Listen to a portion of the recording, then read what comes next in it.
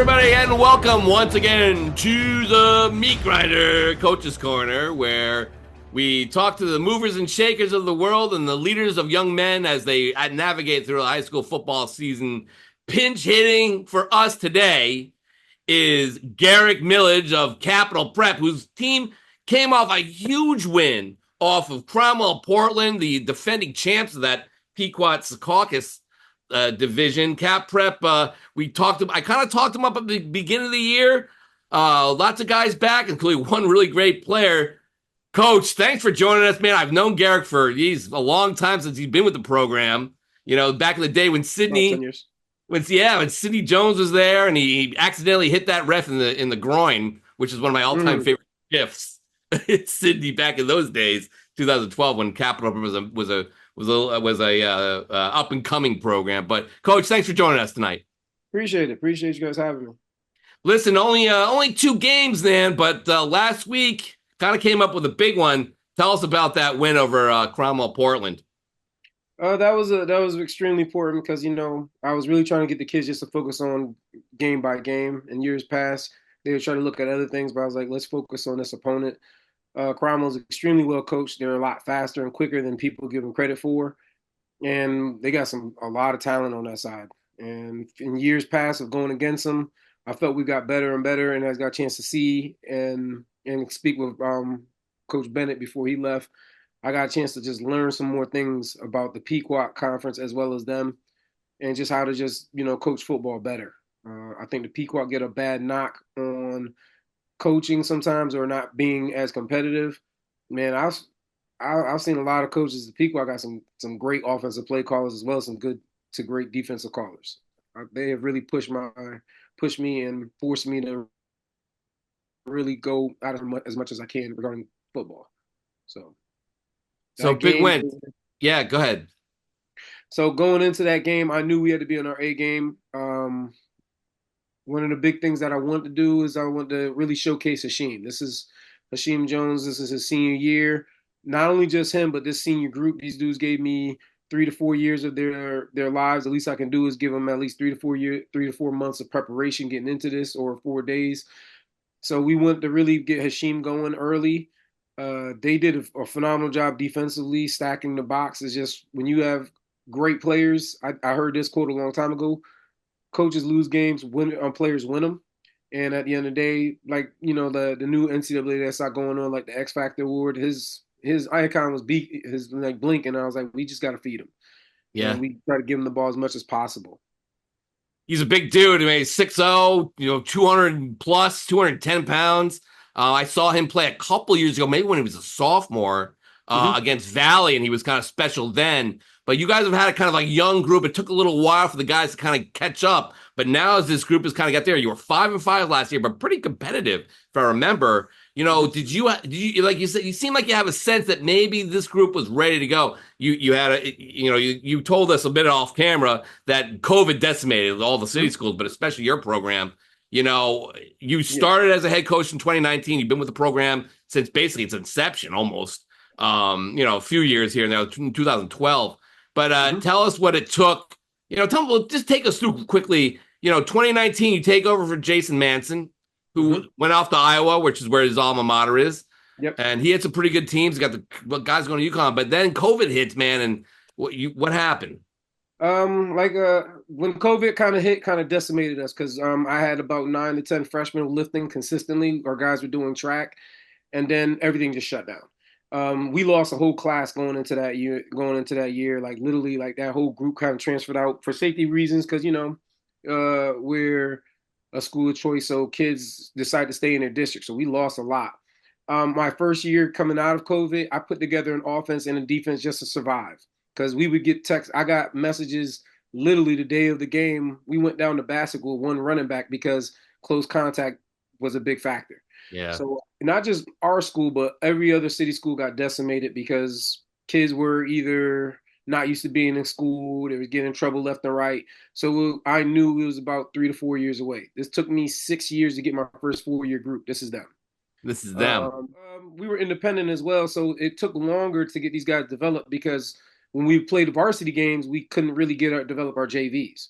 So during that 2021, we played 3 JV games. The following year, when I think we joined the Pequot, we ended up playing about 5 or 6. And the last year we played 8. So the developmental took longer because you telling kids that went from being freshmen playing 3 games to now you got to learn in 10 versus higher competition.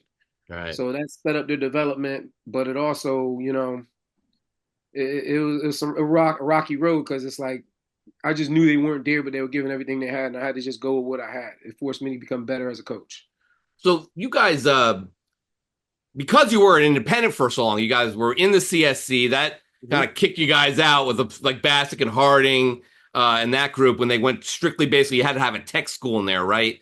And Yeah. you guys were independent there, but like maybe it kind of worked out, right? Because you were playing like it wasn't like the greatest competition, but I think your kids kind of needed that as they grew along. Is that a fair assessment?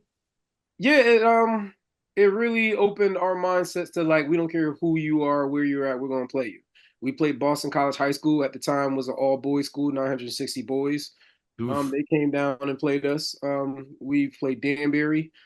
We, we played West Hill. We played all over. We played Fitch. So at the end of the day, it's like when you hear these conferences, the FCI, the SC, we don't care. We played the Hun, if you remembered. Yeah. Um, and it's a different monster when you actually see like a 4 or 5 star D lineman because we kept seeing those guys. The Hun kept having them. So it was a different monster when you see 6'4", 330 that can move, and it's like, oh, Kion, you better move quick, or O'Neill, man, get down. And they got post grads too. That's a different monster as well when you're talking about 4 or 5 kids that's already graduated or pushing 20 playing against high schoolers. So Oh my we goodness. seen it all, and even played Capital Prep Harlem, who had some dudes at the time. So Hashim got a chance to go against that stuff, and this sophomore group or the senior group got a chance to see that the whole career. So coming into Pequot, I just had to figure out the best offense mentality and defensive mentality for these guys. I had to put what's going to make them successful. What is special about these guys then?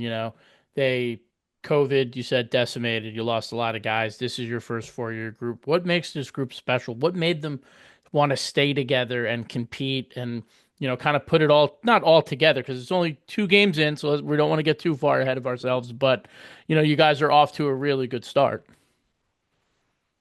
The biggest thing is for these guys, I can honestly say, people don't notice, and I'm gonna give a secret that helps out within college recruiting as well, because I help my guys out as well as other Connecticut kids. You'd be surprised how many kids from different schools hit me up, and I try to help out underneath the radar. But this is a relationship business, when I'm talking about within football, is like building relationships. Sometimes you got some coaches that just use kids just to run them into the ground for their own personal gains, but you got some that are just too overly relationship, not afraid to coach them hard. I'm as realistic with them and transparent with them as much as possible. So when they deal with me, I don't pull no punches. But at the end of the day, if you're wrong, you're wrong. You're right, you're right. And these guys, they can smell the phony. I look back and I tell the kids, listen, I used to be a kid too. I could tell if you were there for me or you used me. And I learned that being down in Clemson so many times at their clinics that guy's going to turn 30 at some point, and they're going to know if you used them or you loved them. So I want to make sure whenever these guys leave me, they knew I may not like I didn't like how the message was, and I tell them hear the message, not the tone. You may not have liked how it was delivered, but understand I'm not doing it maliciously. I'm doing it to get you on the right path. Like they got to overcome hard, and a lot of these guys want to play college football, and I'm like, if you can't survive me, you can't survive in college. Yeah. So let's just call it what it is. Cole, give me tell me something. It's already you got Jones's rush for like almost 500 yards, got a couple touchdowns Mm-hmm. apiece in 2 games. But well, tell me a little bit more about him. Then tell me about the guys that kind of also make this engine run here. More about Hashim and the other guys. Yeah. So the thing about Hashim that's a little bit special, uh, he knows he's a special kid, but he craves more knowledge. I tell kids all the time, I didn't create you. I just add on to the information that you get. Now, what you do is up to you. Because I've had this messages, as you've seen Capital Prep the other years, we've always had talent. Now, I told him you could either be that person that went this way or you can go the other way. You just got to trust me. So for the most part, he's done everything he's asked. He holds 5 offers, 3 FBS, 2 FCS. Whew. I know there's a Big Ten school as well as ACC school in the mix that are waiting before they get a chance before they make their moves. But at the end of the day, like in this day and era where a lot of kids are transferring and prep schools are big, he decided to say, Coach, I'm gonna finish this fight. And especially within the inner city, I tell him, be the example, don't be an example. And what I mean by that is like show other kids, not only just in Hartford, but in the inner city, but in Connecticut, like, yo, you can be successful leaving out of your public school. This this let me just transfer left and right. You got to overcome hard. You got to overcome adversity, and he understands this. These are conversations that is bigger than football. Like everyone wants to talk about X's and O's, but I talk life with him. Like, yo, at some point in time, this game's gonna come to an end. What do you have to offer? You got younger siblings that are watching you. Are you going to be the example for your younger siblings? Are you going to be the example for the younger kids that watch you? Because he watched Sydney coming up. He watched Kion. He watched O'Neal. He's been in the school since the third grade or second grade, one of the two. And so he's seen what's going on. He talks about these guys, Kyle and all of them. And I said, you don't know who's watching you. So you got to be mindful, be the example, don't be an example, show them what to do, and show the city of Hartford success. Let these kids know that they don't have to resort to stealing or whatever to make it out. Trust your mind. Your mind outlasts your legs. And the other guys around them, it's the same thing. I've told them years ago, for you guys to be successful, you guys got to have a GPA at least 3.5. And for the most part, these guys, I've pushed they're around that range. Most of my seniors, I want to say one of them has like a 4.0. The other one's right behind them, or both of them are 4.0. And these guys live in the weight room, and they understand, like, for the most part, coach hasn't steered me wrong so far. And then as a coach, I know this. For these guys to really buy in, when I say something, I better do it.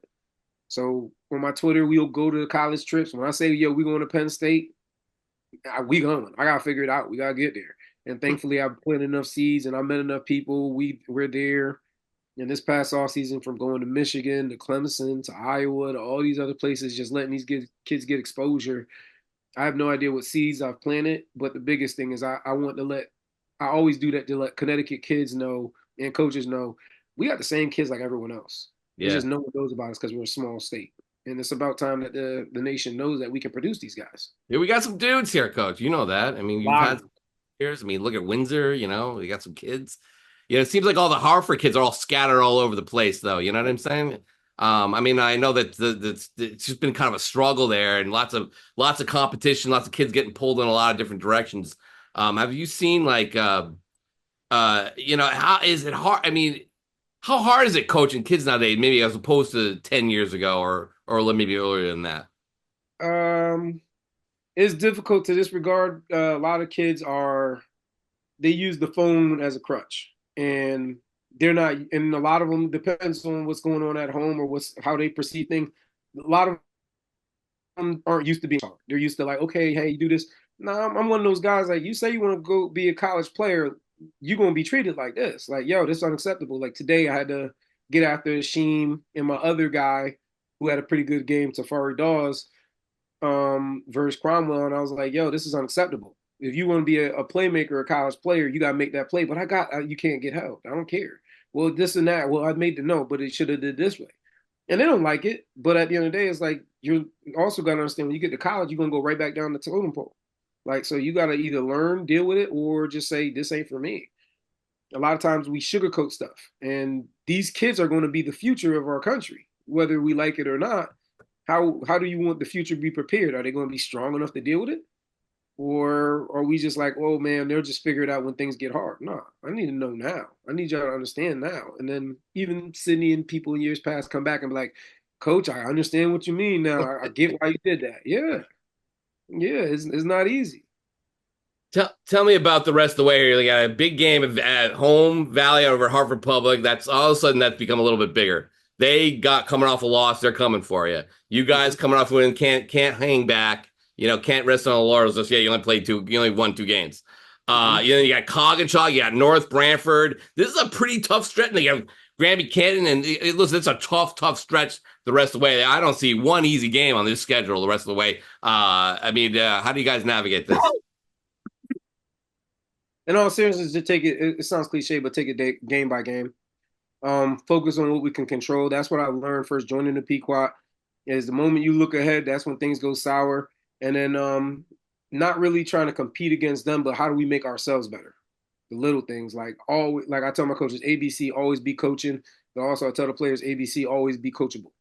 So you got to understand pretty much like how they may attack us and just do your job. Like you guys got to be great at doing your job and be the best, do the best your job is. And I told Hashim this for years. Yeah.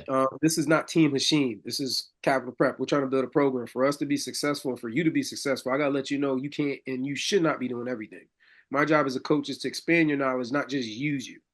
So he's well aware of that. He bought into it, and other players are starting to realize like, oh, I'm just not a blocker for this guy. I can also contribute. Yes, you should be. You giving me 3 to 4 years of your life. Yes, you've been in the weight room. Yes, you should be able to help out. Yeah, of course. It's not just one person. And that's what these kids have a chance to do.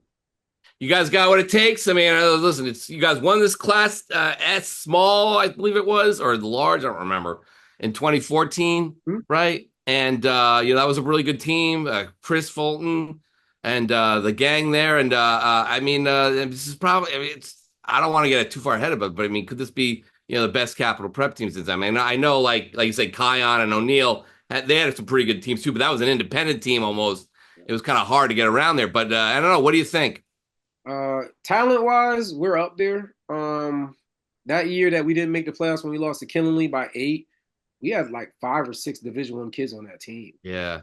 That was a year that I learned a lot from. Me and Coach Manson talk about all the time. We still keep in contact. This year, I would say they're starting to buy in a little bit more. They're starting to understand coaching because the last couple of years I had to do things every year. I had to do a new progression. Okay, now COVID's over. Now I can focus on this. Now COVID's over. I can structure the defense. Last year I focused heavy on structuring the defense, letting these guys understanding defenses. Then this year now I flip back to offense, calling offense, and letting these guys understanding how to structure an offense, how we attack, why we attack, what are we looking at, what does cover 2 look like, cover 3, cover 4, cover 5, if we come across it, what motions and all that stuff. What are you reading? And then I always check in with my quarterbacks as well as my running backs or my receivers. I've been teaching these guys same thing that Kion and not Kion, but O'Neal and Kyle Zajac did all the time. Was you guys got to know defenses, read defenses, where the holes are. And just trying to teach these guys, okay, this is how you attack it. This is why you would throw here. So I want these guys to be as college ready when they leave me. And when I focus on just making them the best player they can be, things are starting to click now. Like I said, I'm not trying to build a great team. I'm trying to build great men. Yeah. And the rest will take care of itself from there. All right. Fair enough. All right. P, got anything else for Garrick? No, thank you so much for joining us, Coach. We know it's a busy week, so we appreciate the time. Coach Milledge, thanks a lot. You guys got a heck of a team, and we appreciate you jumping on us for a little discussion, and maybe we'll see you down the road very soon. Yeah, I appreciate you guys having me. Continue to do the great work that you guys do for these Connecticut athletes and coaches. I don't think they get recognized enough, and you guys are the spearhead of that. All right, well, make sure you get all your good your stats in, and we'll do our best to take care of them down the road. Absolutely. That's another phase we're going to help show these kids how to do that. All right. Thanks, Coach. We appreciate it. Yes, sir. Appreciate y'all.